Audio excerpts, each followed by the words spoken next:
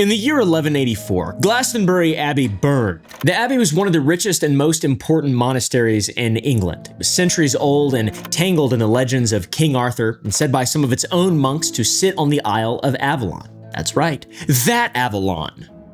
And one night, fire tore through it and took most of it to the ground. The official story is that it was an accident, but there's another story. And in that one, the fire was set on purpose. It was arson to destroy a library of dangerous and heretical books that the church at the time wanted erased. And in that version, one book was pulled from the flames before they could take it. A book that had already been old for thousands of years. A book that told the story of Genesis from the wrong side. Written not by the prophets of the Bible, but by the scribes of ancient Egypt and the druids of Celtic Britain. It explained the flood and the fall and the angels. And then it just kept on going even further past the end of the Bible into a prophecy about how the world ends, with a fire in the sky and a returning destroyer.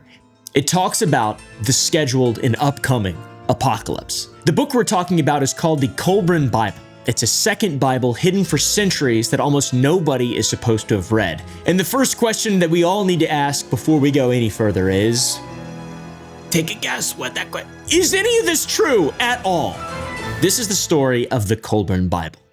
This is a topic that I first stumbled onto quite a while ago, and I've gotten many people suggest that we bring it up and make a main channel video out of it. So that's what we're doing. And a special thanks to Dougie on the Gump Club Discord for bringing forth the special idea. If you guys want to join the Gump Club, go to gump.club. You get behind the scenes stuff and Discord, and we get on there sometimes and we talk about game development. It's kind of a cool club, to be honest. So what exactly is the second Bible, the Kolbrin Bible?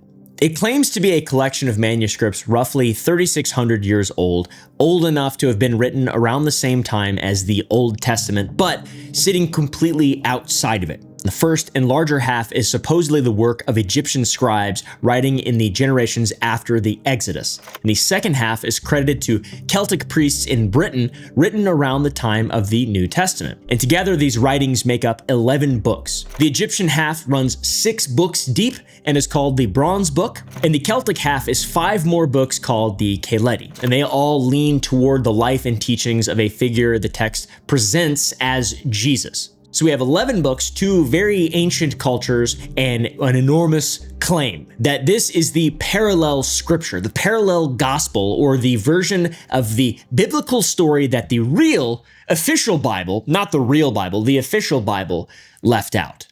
And I love some ancient crazy shit.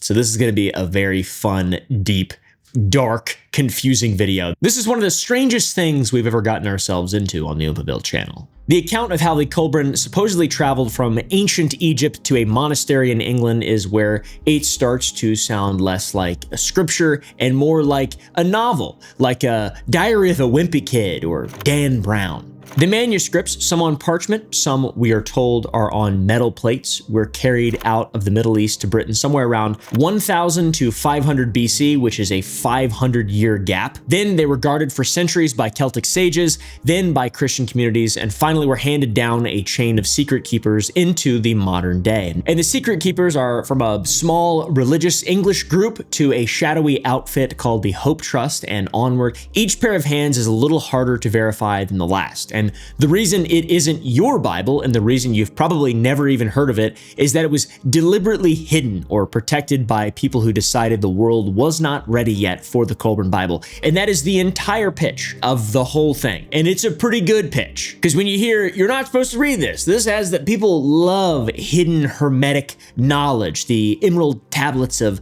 Thoth, the, I don't know, dude, Diary of a Wimpy Kid, life-changing you're just not supposed to read. It's the classic hidden knowledge story, all right? What really sets this apart is that there is a Christian layer to it that is especially bizarre and strange, because there's a lot of aspects of Christianity and sects of Christianity from the 19th century that are very interesting, like Christian Scientology, Mormons, so on and so forth.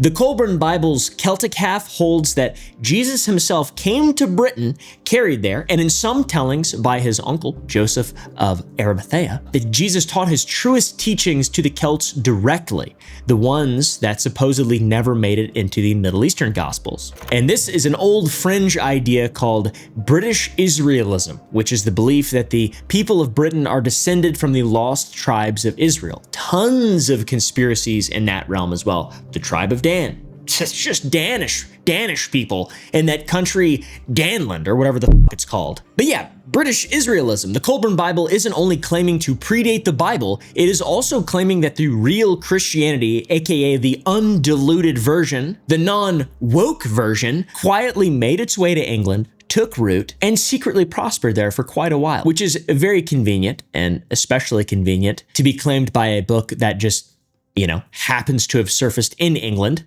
And there's something especially interesting about the Kolbrin and its own sayings of its own origins. The text claims it was written in part by a group called the Sons of Light, and that turns out to be a real phrase from a real ancient source. Whether that makes the Kolbrin more or less believable, not sure yet. We're gonna have to come circle back around for that, okay? So what does the Kolbrin Bible actually say? The Kolbrin opens like the Bible with a creation, but it's stranger and older sounding than the creation in Genesis. God doesn't make the universe out of nothing there. The cosmos already exists, dark and chaotic, and order is imposed on it gradually by forces of light and divine mind.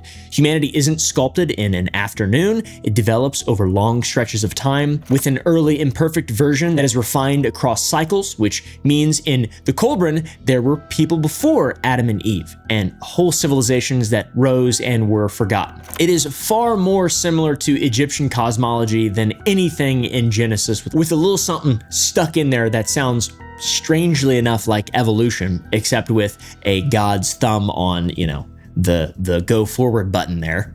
The Kolbrin is very explicit in that it states this long shaping, its evolution was overseen by a higher intelligence that it sometimes calls the Lords. Humanity nudged and refined up through stage after stage across more than one civilization over spans of time much longer than anything contemplated in the Bible. So what is it? It's not really the young earth theory or creationism in the sense that the world is 6,000 years old and was just created in an instant. But it's also not Darwin and evolution, micro or macro. It's something way weirder and real different. Either way, it goes on, and then it gets to the part about the destructions. The whole thing is very cyclical, like many ancient cataclysm stories. Civilization pops up, civilization gets arrogant, civilization gets all, we're awesome, and then God sends a catastrophe. Then the survivors rebuild, and then it just keeps on happening and happens again and again and again and again. The Kolbrin Bible flatly says that the earth was once destroyed completely and creation had to start over from nothing. And what caused that first great destruction? Take a wild guess. Was it liberals? Was it postmodernism? What is it? Was it a Bolshevik revolution of sorts? Close. It was a dragon.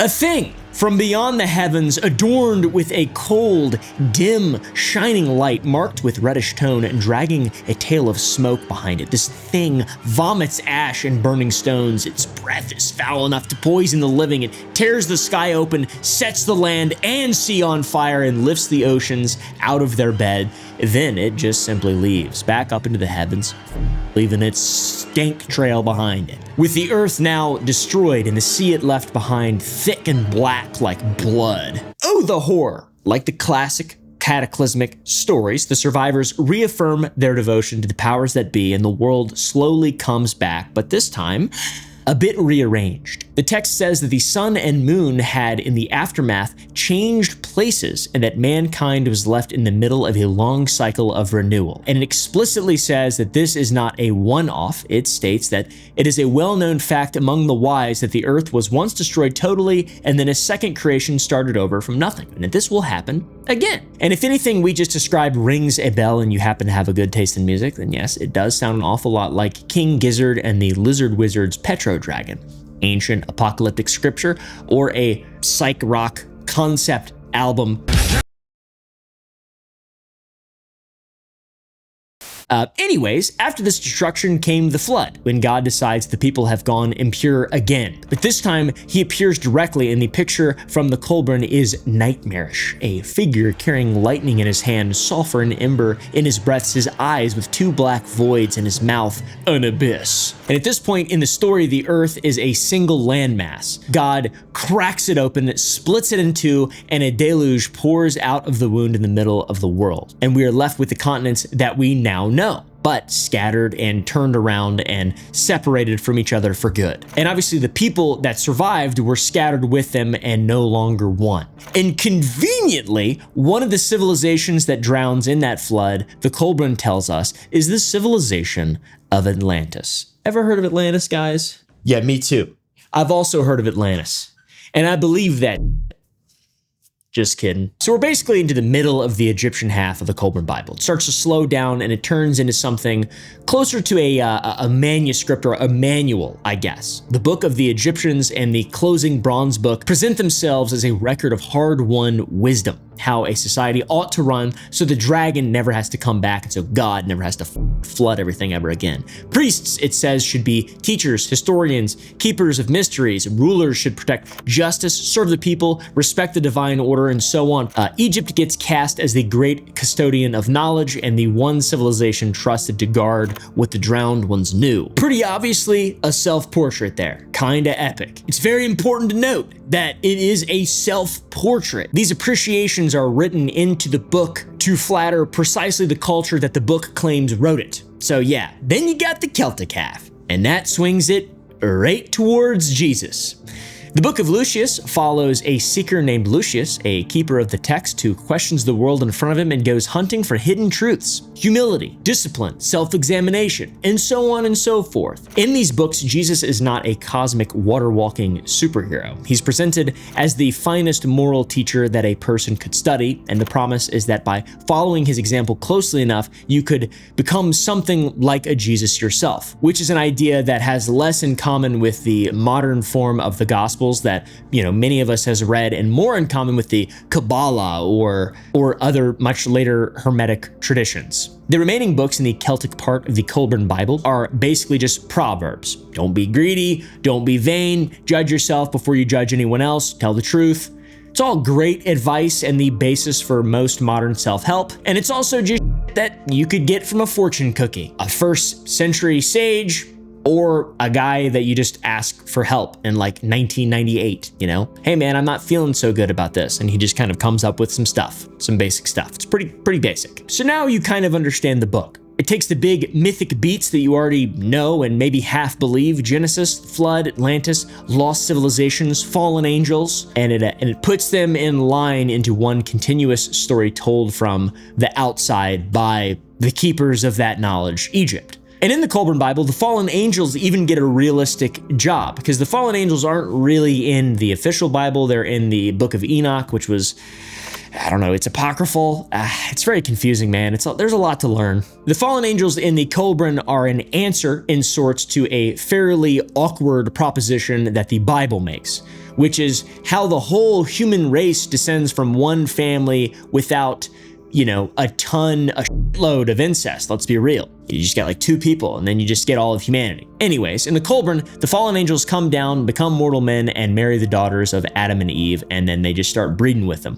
Kind of, pretty much. But if you step back from the individual disasters, the Kolbrin Bible really presents itself as a cure for the forgetting that civilization does, to then lead to the destruction of civilization by some kind of wrathful god. And all the information you need for that cure is just deliberately preserved and then handed down into the various books and so on, so that some future generation might finally read the warnings and just break the cycle before the next catastrophe lands.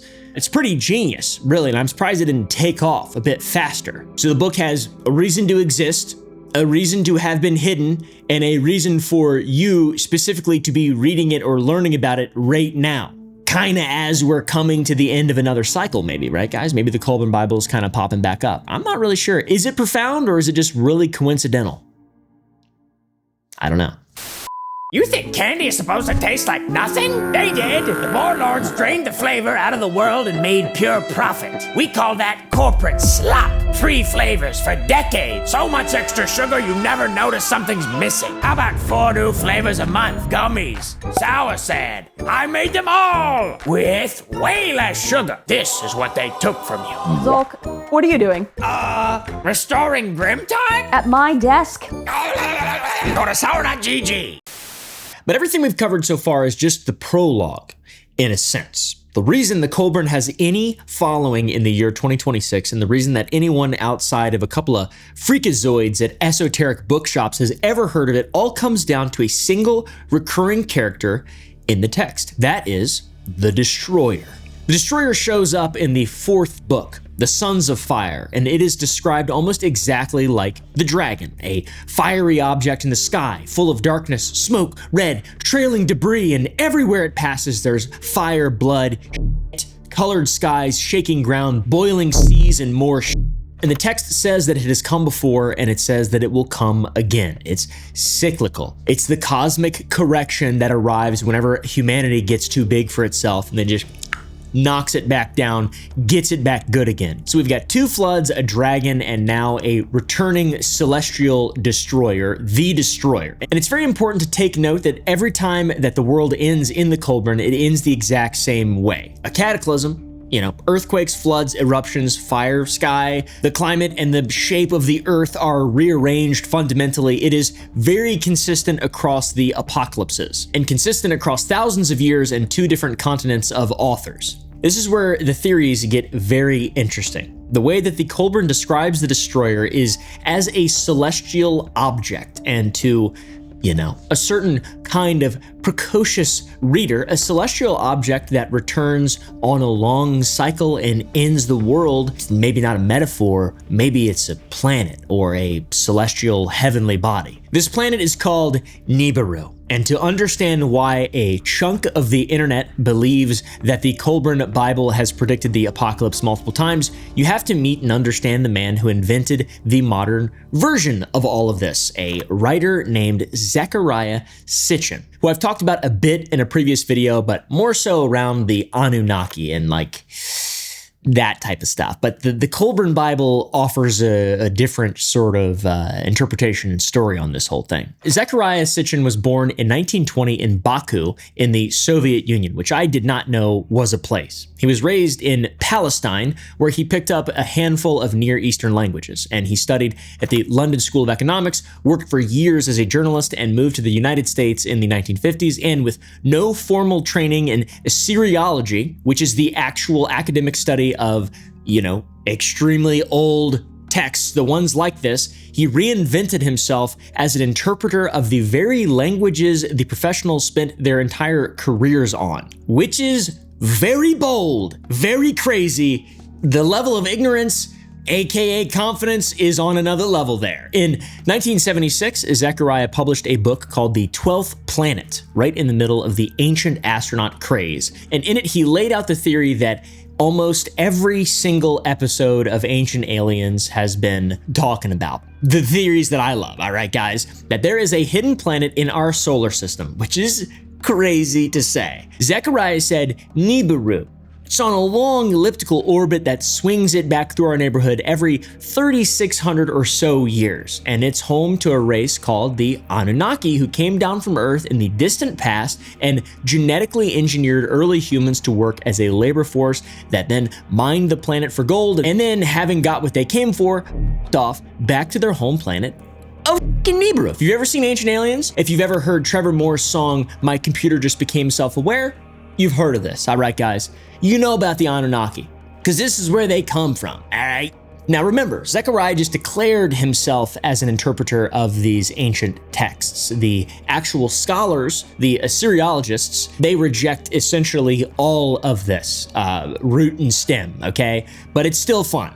Now, Sitchin did not invent the ancient astronaut idea. To be fair, that belongs to a Swiss writer named Erich von Däniken, whose 1968 bestseller Chariots of the Gods argued that the wonders of the world, the pyramids, the big giant stone heads, Stonehenge, shit like that. All of it was built with a little help from tiny green men from space. Zechariah's contribution was to legitimize that idea by running it through the old classic appeal to the ancients. He ran it through his own reading of Sumerian and Akkadian languages that he'd largely taught himself, and he gave the visitors a return address, the 12th planet Nibiru. Now, there's a lot more in regard to all this that you can check out in the video that I specifically did about the Anunnaki, or you can just research it yourself. It's fine. It's very fun either way. It's a good distraction. We can thank him for Nibiru. And now, half a century later, there is a whole fucking channel on TV called the History Channel that is built on the essence of ancient astronauts and ancient aliens. So did Zechariah just make all this? Yeah, kind of. But the word Nibiru, it's real, and it is ancient, and it does mean something, but it does not really mean what Sitchin said it meant. Nor does it need to mean what Sitchin said it means to mean something meaningful. In the genuine Mesopotamian texts, Nibiru is an Akkadian term meaning something like a crossing or crossroads or crossing point. It's associated with the god Marduk, and it most likely refers to Jupiter or to a moment when bodies in the sky line up. What it never refers to a single time anywhere is a hidden planet that periodically swings in to wreck Earth. That was Sitchin's invention. And once Sitchin let that loose, it just escaped him and does as any idea does and just becomes something else entirely. The 12th planet idea has kind of become a permanent internet conspiracy doomsday, rescheduled every few years as a predicted apocalypse that just never actually comes to fruition. And depending on which version you want to read about or believe, it could be a rogue planet drifting towards us, a hidden brown dwarf, or maybe even a secret companion star to the sun. But whatever it was, it is the real cause of every earthquake, eruption, and mass extinction in the fossil record. And it was going to kill us in 2003, didn't. Then it was going to kill us in 2012, didn't. So far, it's killed us 0 times that we know of. But wait, 2003, 2012, those dates are important, so we got to learn about them a little bit before we go any further. The 2003 deadline traces to a woman named Nancy Leader, who claimed that aliens from the Zeta Reticuli system had warned her that a hidden planet would sweep past Earth that May and flip the poles. May 2003 arrived, the poles stayed exactly where they were. The prophecy was rescheduled. It didn't just go away, guys. It was rescheduled and eventually merged into the 2012 Mayan calendar doomsday, which everybody was bracing for. That was way scarier than Nibiru, some made up. Either way, 2003 and 2012. Okay, remember that. Or forget it. I didn't really care. Either way, there is a very fatal problem with a giant hidden planet on a world-ending orbit. We would see it. Something big enough to do what Nibiru is supposed to do to us, arriving when it's supposed to arrive, would be visible in the sky for years ahead of time. It would be visible to professional astronomers and to any child with a telescope. Human beings have been staring at the sky very carefully for an extremely long time, and nobody has ever found Nibiru. So yeah, it's not really like a astronomy thing. There's not like a planet out there, really. It's just kind of an emotional reasoning for a consistent theme and archetype that we've been dealing with for our entire history as human beings. The cataclysm, what causes it? The ancient planet Nibiru. Now, it brings us back around because the Kolbrin Bible never says the word Nibiru a single time. The destroyer is only ever the destroyer.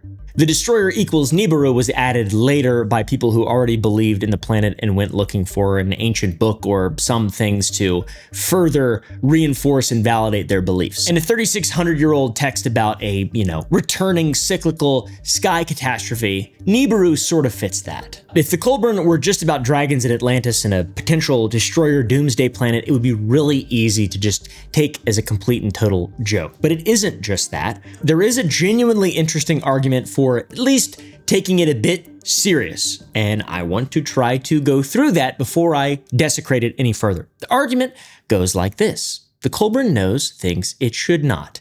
Tucked inside the Kolbrin's myths are references to real and obscure corners of ancient history, details you wouldn't expect some random modern crank to get right. The strongest example is a passage that closely parallels a real Egyptian document called the Papyrus Ipuwer, which is a text about catastrophe and collapse. You know, the classic: floods, disorder, social world turned upside down, everybody dead, so on and so forth. But it's in language that lines up with the Kolbrin almost phrase for phrase. And then there is the Sons of Light, the group that I mentioned at the very beginning of the video, the ones that the Kolbrin credits as part of its authorship. The Sons of Light is a real phrase and it appears in the Dead Sea Scrolls. So how does a modern bullshit forgery contain accurate, obscure information that for the Dead Sea Scrolls wasn't even revealed until the 1940s? This isn't just a dude in the 1800s saying that people had horses and metal tools in the time of the Israelites in North America, like Joseph Smith. This is some real history, and that real history, does it smuggle in some legitimacy, guys? I don't know. And this is extremely important. This book is thousands and thousands of years old, but it officially surfaced here. I really don't know, because the Papyrus Ipuwer was translated and published in 1909, and the Dead Sea Scrolls and their Sons of Light came out of the ground and into print through the 1950s. Both were in libraries and publicly accessible in English for decades before the Kolbrin officially ever surfaced. So it is possible that a modern author could build an ancient book, you know, but still, you need a library card. Real history that's been published showing up inside the Kolbrin Bible isn't very good evidence that the Kolbrin is actually old. Come here! Stop walking around and sneeze farting. God! It f***ing reeks when she does that. Every time she sneezes, she farts. Shoo! So how about more on the Sons of Light? In the Dead Sea Scrolls, they are a Jewish sect from the 1st century BC, the community at Qumran, the people usually called the Essenes.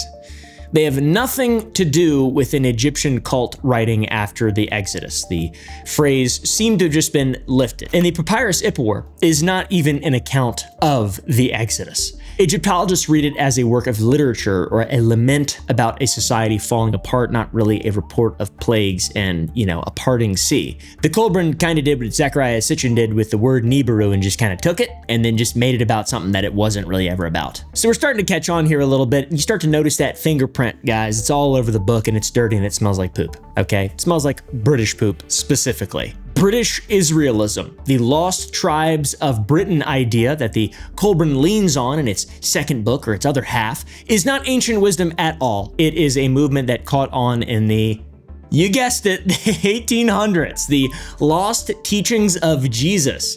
These teachings in the Celtic books aren't drawn from any real manuscripts that scholars have ever laid eyes on. They are basically what a modern author would write when he wants Jesus to have said something new. And even the favorite argument among defenders falls sort of on the wrong side of rationality. That is that other writers around the same time, 3,000 years ago, were describing the same floods and catastrophes, almost like it's independent corroboration. But we all know that a bunch of people describing cataclysmic myths in the 20th century is not ancient testimony. We have a ton of cults and bullshit from the 1800s that just made shit up, dude. And the tragic part is that none of this even requires a villain who, you know, was sitting down trying to evilly create some kind of fraud or cult to enrich himself. It's completely possible that the people who assembled the Kolbrin half believed it, with each of its keepers adding a little restoring here and a little sincere convincing there and a little ancient testimony on top. To me, it doesn't seem like a full-on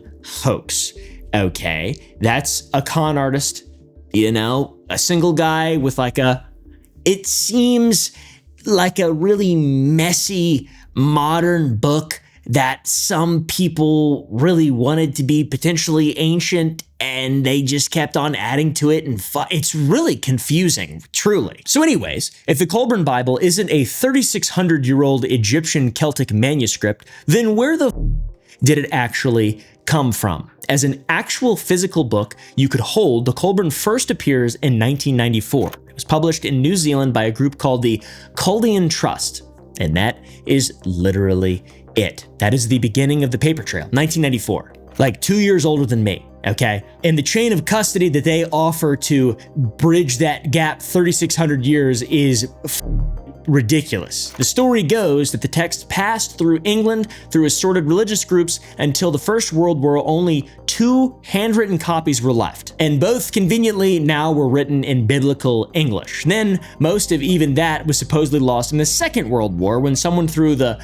junk books out. What survived made its way to a group called the Hope Trust, and this is the catalogers of the Kolbrin admitting it, not me saying it and stating it. Almost nothing is known about the Hope Trust. And the version that everything else inherits from was reconstructed around 1992 by a single elderly man from the Hope Trust working from an original that he did not leave behind for anyone else to examine. And of course, that guy died, and his name is not revealed by the Chaldean Trust because he was a private person.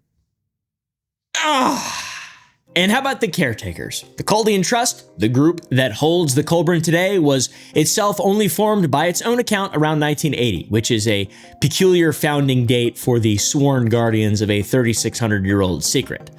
And they've also admitted, more or less directly, that they never actually saw the original manuscripts the current version is supposedly based on. So the keepers of the sacred original never handled the sacred original. And meanwhile, a separate name keeps floating around the authorship question. Who wrote this? A man named Glenn Kimball, who published on the Kolbrin in 2006 and was tied to the popular editions, and whom some point to as a likely modern hand in shaping the text. None of these threads lead back to ancient Egypt. They all just lead back to a handful of people in the last few decades, most of which just aren't verifiable and are just private citizens or whatever. So what about the fire and the origin of the book? Did Glastonbury Abbey even burn down in 1184? Yes. The abbey genuinely did burn, but there is no evidence anywhere that it was arson or that any secret library went up in flames with it, or that a single page of anything resembling the Kolbrin was ever inside of it. So, what we do know about medieval Glastonbury is that it was extraordinarily good at inventing its own mythology whenever it needed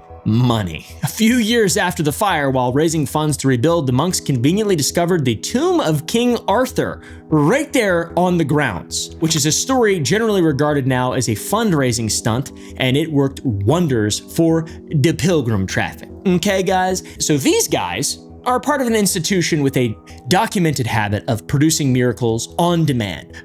Building an ancient pedigree on Glastonbury would be like building your family tree on the word of a guy famous for foraging family trees. It makes absolutely not a lick of sense. Now, as far as how the rest of the world actually heard about the Kolbrin Bible, that comes down to one man. And it is worth asking who the this guy is, because this shit is crazy. First real public mention appears in 2003, our special year, in a self-published book by a man named James McCanney, tying the Kolbrin Bible to Planet X, to Atlantis, and to Nikola Tesla. That's real. McCanney is a Planet X and Nibiru proponent who likes to be called the Professor. McCanney does have a genuine science background and a master's degree in physics and a stretch teaching introductory physics at Cornell around 1980, but a master's is not a doctorate. So, I had to, slide him one in there just for that. And that Cornell stint was 40 years ago, and absolutely none of it makes him the authority on lost Egyptian scripture, and he just likes to be called Professor. That's kind of doing all the work to imply, authority there. And the Tesla angle is as insane as it sounds. The claim is that Nikola Tesla was somehow handed these ancient teachings and quietly drew on them for his inventions. There is zero evidence that Nikola Tesla ever heard the word Kolbrin in his entire life. Now, he did a lot of insane shit. We will say that. And where did he get his ideas from? I don't know. Then come the editions that most people who own a Kolbrin actually own. They were put out around 2005 by Marshall Mathers, aka Eminem. Just kidding. Marshall Masters and Janice Manning. And those early editions did something very interesting. They made direct references to Nibiru, right there inside of the ancient text, guys. Then they were edited back out in later printings, which means that the people contributing and shaping the book were reading Sitchin, and the Planet X scene was just stitching that Sitchin straight in there and then just painting over the seams. I don't really understand it, man. It was really weird. Then, right on schedule, 2012. The year of our Lord! The Kolbrin got swept right into the 2012 doomsday industry. The destroyer was coming, Nibiru was coming, and here was an ancient text that had predicted it all along. 2012 came. 2012 went. The world did not end. And the Kolbrin kept getting deleted off of Wikipedia repeatedly.